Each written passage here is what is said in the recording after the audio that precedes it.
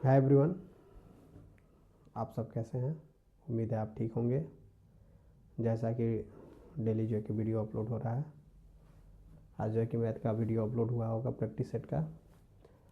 अब जो है कि जीएस का वीडियो जल्दी अपलोड हो जाएगा। ऐसे कंटिन्यू जो है कि कंटिन्यूटी हम बनाने का कोशिश कर रहे हैं। थोड़ा सा कुछ दिक्कत हो रहा है जिसकी वजह से जो है कि वीडियोज में जो है कि कुछ देरी हो जा रही है। ठीक है ना।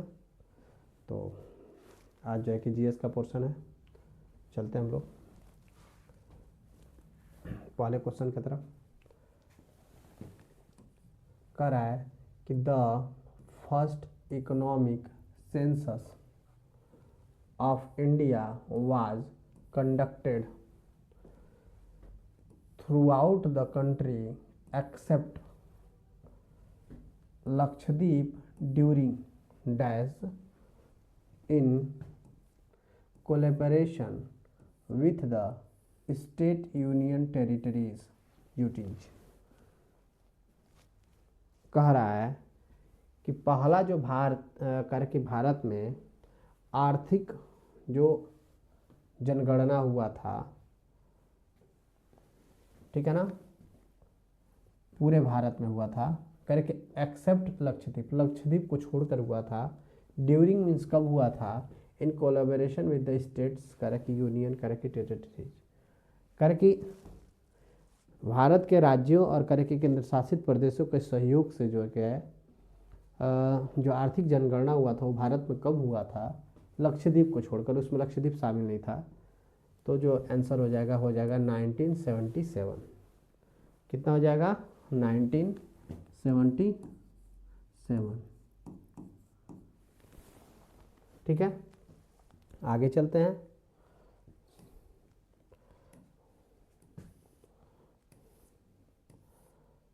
क्वेश्चन नंबर 2 है। कह रहा है कि 2015 में भारत के योजना आयोग के स्थान पर किस संस्था की स्थापना की गई। जैसा कि आप जानते हैं कि 2014 में बीजेपी की सरकार बनी थी और उसी के तहत जो भारतीय प्रधानमंत्री नरेंद्र मोदी हैं उनके प्रस्ताव पर जो योजना आयोग है उसको भंग कर दिया गया था और उसके स्थान पर नीति आयोग लागू किया गया था। ठीक है ना, तो आंसर हो जाएगा नीति आयोग। ठीक है, आगे चलते हैं।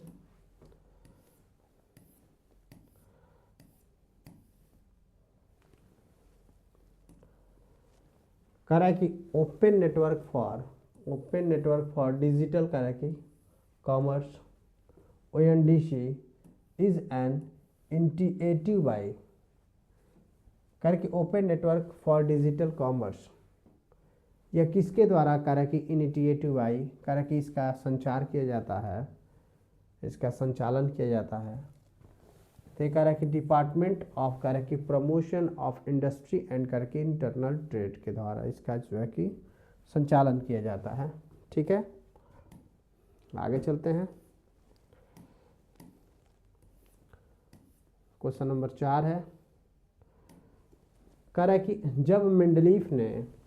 जब मेंडलीफ ने अपना कार्य आरंभ किया उस समय कितने तत्व विद्यमान थे।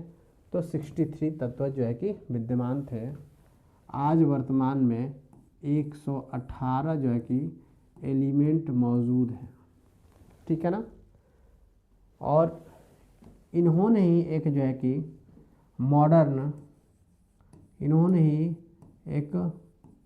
मॉडर्न पीरियोडिक टेबल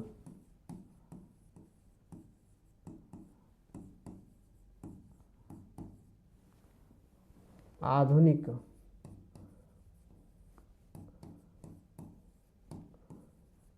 आवर्त सारणी दिया था, जो कि किस पर आधारित है। तो बढ़ते हुए परमाणु क्रमांक पर आधारित है।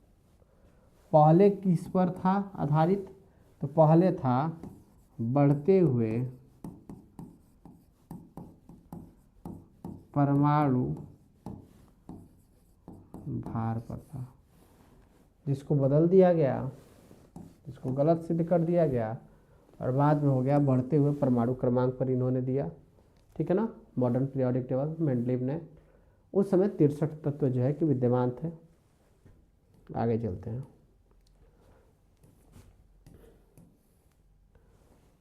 क्वेश्चन नंबर 5 है, कह रहे कि 23 मई 2023 को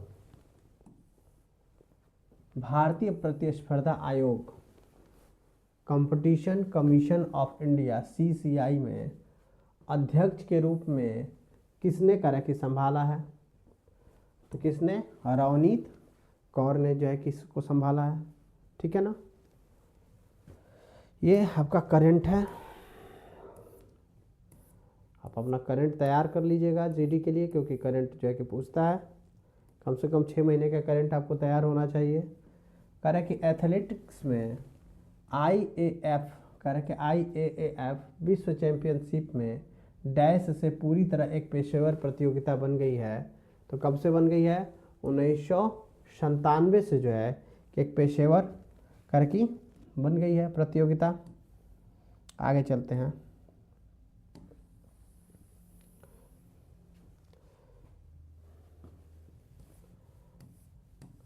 कर कि निम्नलिखित में से कौन सा या कौन सी कर है कि भारतीय कर है कि संगीतकार जो हैं कर कि जिन्होंने कर है कि सर्वोच्च कर कि नागरिक सम्मान भारत रत्न प्राप्त करने वाली पहली या पहला गायक या गायिका बन गई हैं। तो ये MS सुब्बुलक्ष्मी जी हैं, जिनको रहा है कि ये पहली ऐसी गायिका हैं जिन्हें भारत रत्न से सम्मानित किया गया है, ठीक है ना। आगे चलते हैं।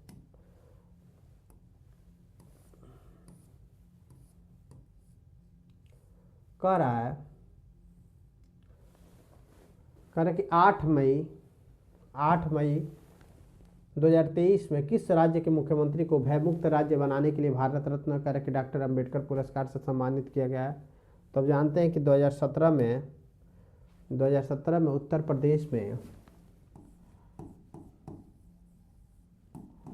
उत्तर प्रदेश में योगी आदित्यनाथ बने थे मुख्यमंत्री, ठीक है ना। और उसके बाद से यहाँ इनकाउंटर बहुत ज़्यादा जो है कि हुआ, जिसकी वजह से जो है कि कई दुर्दांत जो है कि अपराधियों को भी मारा गया और सरकार विवाद में भी रही इस मुद्दे को लेकर। उसके बाद से ही जो है कि काफ़ी हद तक यहाँ पर भय जो है कम होने का प्रयास किया, इन्होंने कम करने का इन्होंने प्रयास किया। तो यह उत्तर प्रदेश के मुख्यमंत्री जो हैं, ठीक है ना। आगे चलते हैं। अगला है 9 नंबर, कह कि सत्यशोधक समाज के संस्थापक कौन थे? तो आप जानते हैं कि ये ज्योतिराव कह कि फूले थे, जिन्होंने निम्न जाति वालों के लिए, जो निम्न जाति जो पिछड़ी जाति के लोग थे उसके लिए जो है कि इन्होंने उनके शिक्षा के लिए, उनके उत्थान के लिए इन्होंने बहुत ही जो है कि महत्वपूर्ण भूमिका जो है कि इन्होंने अदा किया है समाज में, ठीक है ना। आगे चलते हैं। कह रहे कि पंडित कह रहे कि बिरजू महाराज एक भारतीय नर्तक थे, संगीतकार थे और भारत में कह कि कथक नृत्य के कह कि डैश कह कि कालका बिंदानी घराने के प्रतिपादक थे। तो कहाँ से संबंधित थे? तो ये लखनऊ से संबंधित है। कहाँ, किस घराने से संबंधित है? ये लखनऊ घराने से संबंधित थे, ठीक है ना। आगे चलते हैं। प्रश्न नंबर 11 है, कह कि न्यायाधीश को हटाए जाने के करे के संबंध में नीचे दिए गए करे कि कथन को पूरी तरह जो है कि पूरा कीजिए। भारतीय संविधान में देखिए, हम जो है कि आपको समझाने का प्रयास कर रहे हैं कि अगर भारतीय संविधान में अगर न्यायाधीश को हटाने का प्रावधान बहुत ही लचीला रखा जाएगा तो क्या होगा कि कोई भी विशेष जो है कि अगर केस की सुनवाई होगी उस पर कोई भी व्यक्ति उसको चाहे तो क्या कर सकता है? हटा सकता है, स्थानांतरण कर सकता है। इसलिए न्यायाधीश की, और ऐसा भी नहीं कि उसे नहीं हटाया जा सकता, ये भी जो है कि सही नहीं रहेगा, ठीक है ना। क्योंकि कोई भी चीज़ परमानेंट करना अपने आप में क्या होता है? थोड़ा सा दिक्कत होता है। तो ऐसा किया गया है कि उनको हटाने का जो कि जो प्रक्रिया है उसको काफ़ी कठिन कर दिया गया है कि जिस चीज़ को, जिस व्यक्ति को, अगर जिस संस्थान को ज़रूरत रहेगा, अगर वो वास्तव में जो है कि उसके प्रति काफ़ी एक्टिव है तो हटाएगा अपना काफ़ी प्रयास करने के बाद। लेकिन कोई ऐरा गैरा आकर जो है कि प्रयास करने का कोशिश नहीं करेगा, ठीक है ना, हटाने का कोशिश नहीं करेगा, क्योंकि इसकी प्रक्रिया को बहुत ही क्या कर दिया गया है, कठिन बना दिया गया है। क्या कर दिया गया है, कठिन बना। न्यायाधीशों को हटाने के लिए बहुत कठिन प्रक्रिया निर्धारित करता है। जो मजिस्ट्रेट होते हैं, डिस्ट्रिक्ट मजिस्ट्रेट होते हैं, डीएम जो वगैरह होते हैं, उनको भी हटाने का प्रक्रिया काफ़ी संविधान में कठिन रखा गया है, ठीक है ना। उनको भी आप बिना राष्ट्रपति के अनुमोदन के नहीं हटा सकते हैं।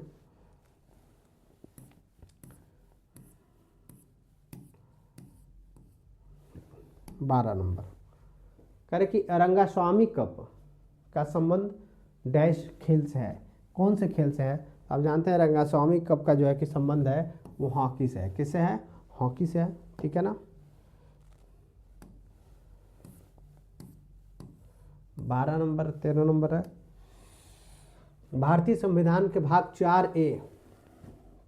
4A के अनुसार यदि माता पिता या संरक्षक डैश वर्ष तक आयु वाले अपने यथास्थिति बालक या प्रतिपालक के लिए शिक्षा का अवसर प्रदान करते हैं, तो कितने वर्ष के लिए करते हैं, तो 6 से 14 वर्ष के लिए जो है कि होता है। सरकारी स्कूलों में आप जानते हैं सर्व शिक्षा अभियान के तहत जो है कि 6 वर्ष से लेकर 14 वर्ष तक के बालक बालिकाओं को जो है कि पढ़ाया जाता है, ठीक है ना। अब नया कानून के तहत जो है कि आप 6 वर्ष से कम बालक को, आजकल क्या होता है कंपटीशन बढ़ गया है, इसलिए लोग चाह रहे हैं कि उनके बच्चे बहुत जल्दी ही हर कुछ जो है कि समय से पहले सीख जाएं। इसलिए इस चीज़ को जो है कि कंपटीशन को ख़त्म करने के लिए सरकार ने नया प्रावधान किया है कि आप 6 वर्ष से कम बच्चे को कार्य के स्कूल में नहीं डाल सकते हैं, क्योंकि उनका पूरी तरह जो है कि विकास नहीं हो पाता है, बच्चों का पूरी तरह वो विकसित नहीं हो पाते हैं, और उन पर क्या है कि मानसिक जो है कि आघात पहुंचता है उनको स्कूल वगैरह विद्यालयों में जाने के लिए। तो काफ़ी ज़्यादा सरकार ने बच्चों के लिए जो है कि ज़रूरी कदम उठाए हैं, ठीक है। और 14 वर्ष तक निःशुल्क सरकार उनको पढ़ाने का जो है कि वो करती है, प्रावधान है सरकारी स्कूलों में, ठीक है ना। आगे चलते हैं। 14 नंबर है, कह रहे कि बैडमिंटन के संबंध में निम्नलिखित में से कौन सा कथन सही है। तो देखिए कह रहे कि बैडमिंटन के खेल की शुरुआत में और जब स्कोर बराबरी पर होता है तो सर्वर बाईं ओर के कोर्ट करे कि से सर्विस करता है, ठीक है ना। अगर हम आपसे बताएं तो ये आपका बैडमिंटन हो गया, ठीक है ना। ये बीच में एक जाली हो गई और ये ऐसे डिवीज़न होता है, ये कोर्ट होता है, ठीक है ना। ये लेफ्ट है अपना, ये राइट है, ये लेफ्ट है और ये क्या है, राइट होता है। तो कह रहा है कि क्या ऐसा करता है वो कि शुरुआत में या जो है कि जब स्कोर बराबर होता है तो लेफ्ट साइड से सर्विंग करना शुरू करता है, नहीं ऐसा नहीं है, ठीक है ना। करे कि सर्वर और रिसीवर करके हमेशा विपरीत सर्विस कोर्ट में करके लेकिन एक ही तरफ करके खड़े होते हैं। जो सर्वर होता है, मान लीजिए यहाँ से वो सर्विंग कर रहा है तो रिसीवर करे कि विपरीत वाले कोर्ट में उसके सामने होता है, नहीं हमेशा क्या होता है, अपोजिट डायरेक्शन में होता है। कैसा होता है, अपोजिट डायरेक्शन में सर्विंग होता है। तो ये भी गलत है। तो कह रहा है कि ना तो एक सही है और ना ही 2 सही है, ठीक है ना। आगे चलते हैं।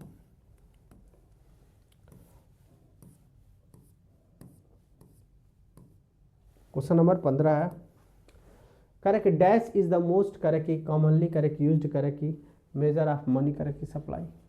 निम्न में से कौन सा बहुत जो है कि कॉमन है, जो है आर्थिक जो है कि पैसे के जो है कि उसके लिए व्यवस्था के लिए गमन के लिए कौन सा करे कि बेस्ट होता है, तो M3 होता है। क्या होता है, M3 होता है, ठीक है ना, गमन के लिए। आगे कह रहा है कि महिला आरक्षण विधेयक 2023, महिला आरक्षण विधेयक 2023 के अनुसार लोकसभा और राज्य विधानसभाओं में महिलाओं के लिए कितनी सीटें आरक्षित है, तो 33% सीटें आरक्षण है। 1/3 सीटें आए हैं, मतलब 33.33%, 33.33% या कहिए तो 1/33, 1/3, मतलब 3 में से 1 सीट महिलाओं के लिए रिजर्व है, ठीक है। आगे चलते हैं। 17 नंबर कह रहे कि किस भारतीय नृत्य कलाकार ने कह रहे कि 2018 में ओडिसी नृत्य के लिए संगीत नाटक अकादमी जो है कि अकादमी करके पुरस्कार जीता था। तो कौन थे, सुरूपा सेन थे। कौन थे, सुरूपा सेन थे, जिन्होंने जो कि 2018 में ओडिसी नृत्य के लिए संगीत नाटक अकादमी पुरस्कार जीता था, ठीक है ना।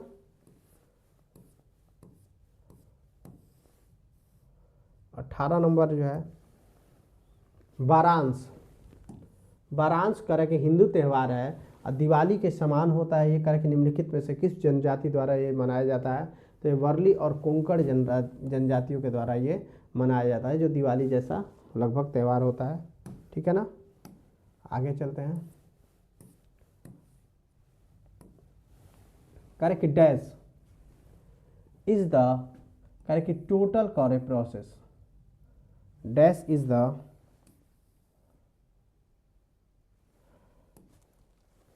ठीक है ना, डैश इज द टोटल करके प्रोसेस ऑफ करके कलेक्टिंग, संकलित करना, कंपाइलिंग करा है कि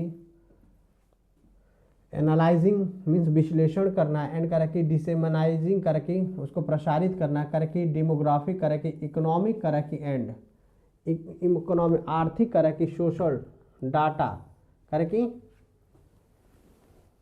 pertaining करके एट ए स्पेसिफिक करके टाइम ऑफ ऑल करके पर्सन्स इन ए कंट्री और एक करके वेल डिफाइंड करके पार्ट ऑफ द कंट्री, करे किसी भारत के करके भारत या करे कि किसी देश के या किसी देश के विशेष क्षेत्र में एक निश्चित समय में व्यक्तियों का करे कि आर्थिक सामाजिक इत्यादि जो है कि जो आंकड़ा होता है उसको व्यवस्थित करना, उसको संग्रह करना, इकट्ठा करना, उसको जो है कि प्रेषित करना और उसको जो है कि प्रसारित करना इत्यादि से संबंधित जो कार्य होता है उसको क्या करते हैं, तो आप भी जानते हैं उसको क्या कहते हैं, जनगणना कहते हैं। जनगणना में क्या होता है, पूरे भारत में या किसी क्षेत्र में क्या होता है, व्यक्ति के आर्थिक सामाजिक हर तरह के चीज़ों का ब्यौरा लिया जाता है और हर 10 वर्ष में होता है। लास्ट में कब हुआ था ये आखिरी बार, तो 2011 में हुआ था। अब कब होगा, तो उम्मीद है कि 2031 में होगा, अगर कोई समस्या न आई तो। क्यों भैया, हर 10 साल पर होता है, तो इसे 2021 में होना चाहिए था, लेकिन उस समय कोरोना महाराज ने ऐसा होने नहीं दिया, ठीक है ना। तो अगला जो अब होगा अब ये 2031 के लगभग होगा और उम्मीद है कि भारत इस समय दुनिया का नंबर 1 जनसंख्या वाला देश बन जाए, ठीक है ना। आगे चलते हैं करके भारतीय उपमहाद्वीप में ज्ञात कर रहा है कि लेखन की सबसे प्रारंभिक शैली का नाम क्या है। तो देखिए भारतीय उपमहाद्वीप की बात कर रहा है, ये किसकी बात कर रहा है, भारतीय उपमहाद्वीप की बात कर रहा है, ठीक है ना।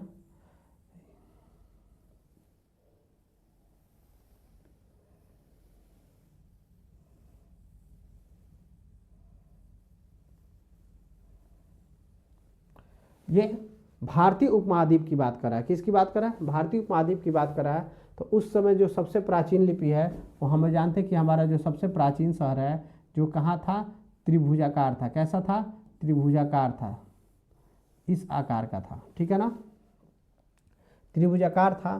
तो ये सिंधु घाटी सभ्यता है, क्या है, हड़प्पा सभ्यता, सिंधु घाटी सभ्यता। तो सिंधु लिपि ही हमारे यहाँ सबसे उपमहाद्वीप में सबसे प्राचीन में यही मानी जाएगी। ऐसे तो कहिए तो संस्कृत हो जाएगी, सबसे आदि जो है कि प्राचीन भाषा क्या हो जाएगी, संस्कृत हो जाएगी। लेकिन अगर बात करें कि भारतीय महाद्वीप की बात करें, जब से हमारा अपना देश का खोज हुआ है, ठीक है ना, सो पाकिस्तान वगैरह तो था ही, ये सब भारतीय महाद्वीप पे सब तो आइबे करेंगे, ठीक है ना, ठीक है ना। तो कह रहा है कि उस समय सिंधु ही लिपि मानी जाएगी, ठीक है ना। तो ये आज आपका जो है कि 20 क्वेश्चन जो है कि आज का समाप्त हुआ आपका, ठीक है ना। नेक्स्ट वीडियो जो है कि जल्दी जो है कि इसको अपलोड कर दिया जाएगा। ऐसे मेरे साथ बने रहें और थोड़ा सा ज़्यादा से ज़्यादा आप क्या कीजिए, चैनल को सब्सक्राइब कीजिए,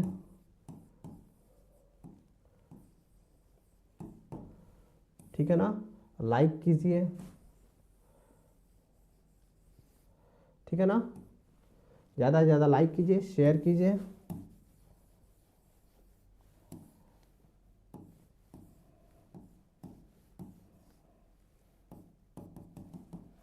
ज़्यादा से ज़्यादा लाइक कीजिए, सब्सक्राइब कीजिए और शेयर कीजिए, ठीक है। धन्यवाद। जय हिंद, जय भारत।